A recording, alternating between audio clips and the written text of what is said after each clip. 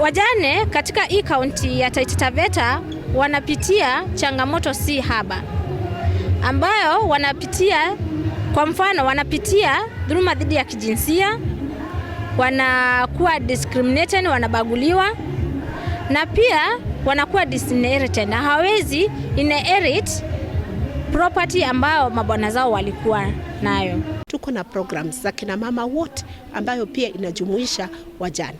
Tunatoa hata grants kwa ajili ya vikundi kuwezesha hawa kina mama.